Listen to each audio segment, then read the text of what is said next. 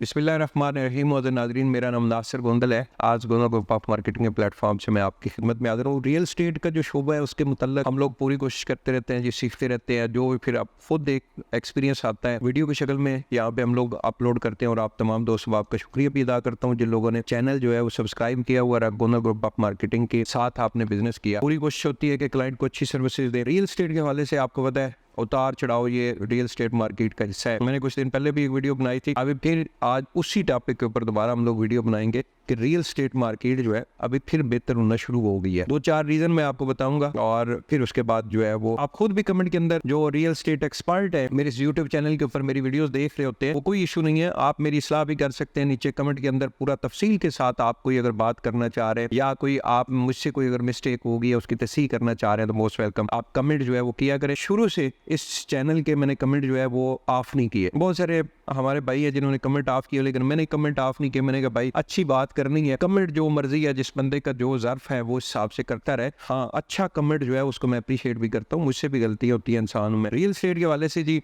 2-4 points. एक तो आपको पता है IMF की तरफ से कुछ नरमियां होना शुरू हो गई हैं। ये जो बैंक की तरफ शरह सूद जो है 22% करके इन्होंने मार्केट से या पूरे पाकिस्तान से एक फंड उठाया था बैंकों ने, वो अब 22% शरह सूद से कम करके वो अब कोई मेरे ख्याल में उनका टारगेट जो है कि 12-13% तक लेके आए, लेकिन अगले 6 महीने के अंदर उनका टारगेट ये है कि 15-16% तक कम अज कम हम उसको लेके आ जाए। तो ये एक बड़ा जबरदस्त कदम है गवर्नमेंट की, स्पेशली बैंकों की तरफ से। इसके अलावा आपको पता है पिछले 2-3 साल से रियल एस्टेट मार्केट डाउन है और प्रॉपर्टी रेट जो है वो दिन ब दिन डाउन होते गया, दिन ब दिन डाउन होते गया। मिसाल के तौर पे एक प्लॉट है वो 1 करोड़ पे मालियत का है। अब वो डाउन होके 10 लाख मालियत पे तो नहीं आएगा। वो डाउन होके 1 करोड़ वाला प्लॉट जो है वो 50 लाख पे आ सकता है, 60 लाख पे आ सकता है। एक उसकी कैपेसिटी होती है डाउन होने की भी, अप होने की भी एक कैपेसिटी होती है, डाउन होने की भी एक कैपेसिटी होती है। तो अब वो प्रॉपर्टी जो 1 करोड़ रुपए मालियत की थी वो डाउन होके जब आई थी 40-50 लाख रुपए के ऊपर, अब वो ऐसा जो है वो बढ़ना शुरू हो गई है। अब अगले मुझे लगता है, मेरा एक एक्सपीरियंस है, अगले मैक्सिमम 4 से 6 माह तक वो अपनी जो एक्चुअल उसकी वैल्यू थी वहां तक पहुंच जाएगी। तो इस तरह ये प्रॉपर्टी भी ऐसा बढ़ती जा रही है। बल्कि जो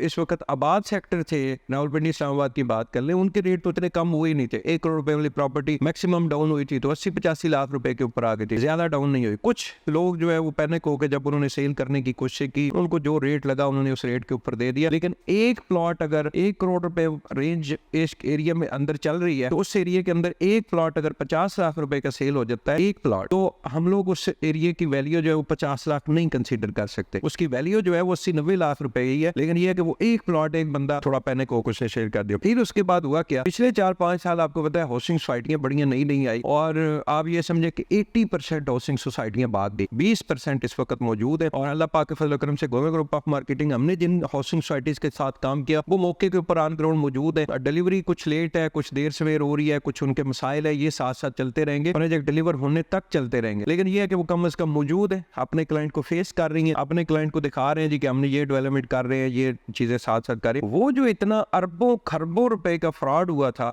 2 नंबर हाउसिंग सोसाइटीज की तरफ से, अब जिन लोगों के साथ फ्रॉड हुआ था अब वो भी समझे कि 2 साल के अंदर भूल गए। अब वो नई शुरुआत करना चाह रहे हैं रियल एस्टेट के साथ। अब यहाँ पे थोड़ी सी अफसोस मुझे इस बात का होता है कि लोग अपने हक के लिए खड़ा नहीं होते। प्रॉपर्टी डीलर जो है इसने कोई ना कहीं अदालतों में आपके केस करने हैं। मैं आपको बड़ा क्लियर बता रहा हूँ। मिसाल के तौर पे आपने एक हाउसिंग सोसाइटी में एक रियल एस्टेट एडवाइजर के थ्रू इन्वेस्टमेंट की है और वो सोसाइटी भाग गई है, तो रियल एस्टेट एडवाइजर को तो कुछ भी नहीं हुआ, ना उसने आपके केस लड़ने हैं, ना उसने नैब जानना है, ये भाई आप लोगों ने करना है। हमने वो new metro city housing society थी, उन्होंने डेवलपमेंट चार्जेस 3 लाख रुपए लगा दिए। मैंने अपनी टीम को कहा, मैंने कहा यार मेंबर बहुत ज्यादा मैसेज कर रहे हैं और बहुत ज्यादा बातें सुना रहे हैं, तो आप एहतजाज करो, चीजें करो, जाओ वहां पे। मैंने इधर से अपने टीम मेंबर 10-15 उनको बैनर शैनर बना के मैंने भिजवा दिए न्यू मेट्रो से, बल्कि कोई एक ग्रुप था उन्होंने अनाउंस भी किया। आप यकीन करें जब ये वहां पे पहुंचे ये ढूंढते रहे कि वो कहाँ पे प्रोटेस्ट होना है, कहाँ पे लोग इकट्ठे होंगे, तो इनको पता चला कि वो फेक था। कुछ लोगों ने पोस्ट से लगाई थी लेकिन कोई पर्सन आया ही नहीं है तो उन्होंने भी कैंसिल कर दिया। तो ये चीज है भाई, आपका पैसा है, आपने खुद अपने हक के लिए लड़ना है। तो जब हमने देखा कि भाई कोई बंदा प्रोटेस्ट नहीं कर रहा, हम भी खामोश हो गए। हमने कहा भाई ठीक है, लफ्जों की गोलाबारी हमने भी शुरू कर दी। इधर यूट्यूब चैनल पे बैठ के मैंने भी 1-2 वीडियो बना दी। तो इतने ही हमारा जो है वो इस वक्त पाकिस्तान के अंदर मामला थे। अच्छा, रियल एस्टेट के हवाले से जो सबसे बड़ी खबर है वो इस वक्त ये है कि एक मकबूल लीडर थे और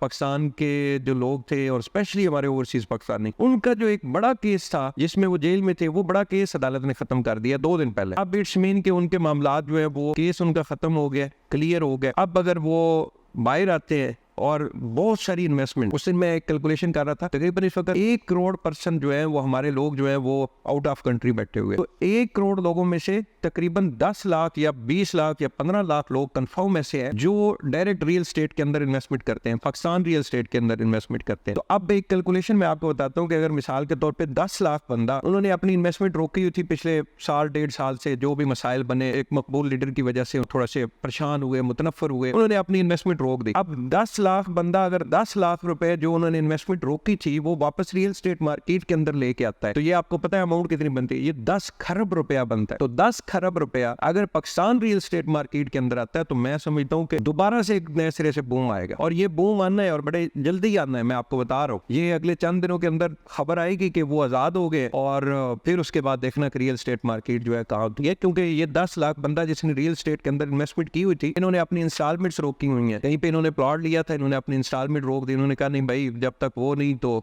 हम भी नहीं, इन्वेस्टमेंट भी नहीं। तो अब जब वो ये अपनी इंस्टॉलमेंट देना शुरू करेंगे उन हाउसिंग सोसाइटीज को जो इस वक्त परेशान बैठी हैं, जिनके पास फंड कम है, जब उनके पास फंड जाएगा वो अपनी डेवलपमेंट स्पीड तेज करेंगे, डिलीवरी की तरफ जाएंगे, तो रियल स्टेट का कारोबार दोबारा से चमकेगा। तो ये 2-4 पॉइंट्स के ऊपर आज मेरे ज़हन में वैसे आए थे, मैंने एक वीडियो की शक्ल में अपलोड किए हैं। मजीद आपके ज़हन में कोई अगर कोई बात आती है तो कमेंट में आप बताइएगा। इंशाल्लाह ये सिलसिला गोंदल ग्रुप ऑफ मार्केटिंग और पिंडी इस्लामाबाद में जो प्लॉट की खरीदो फरोख्त है उसमें भी हम लोग काम कर रहे हैं। अच्छे हाउसिंग सोसाइटी जो है प्रेजेंट करते हैं यहाँ पे, और इसके अलावा कंस्ट्रक्शन की प्रॉपर अल्हम्दुलिल्लाह प्रोफेशनल हमारी टीम है। अगर रावलपिंडी इस्लामाबाद में आप अपना घर बनवाना चाह रहे हैं, कुछ इंस्टॉलमेंट्स का भी हमारे पास ऑप्शन है, तो आप मजीद वीडियो के साथ हमारा कॉन्टैक्ट नंबर मौजूद है, आप रब्ता करें, जिम्मेदारी के साथ आपको सर्विसेज देंगे। बहुत बहुत शुक्रिया।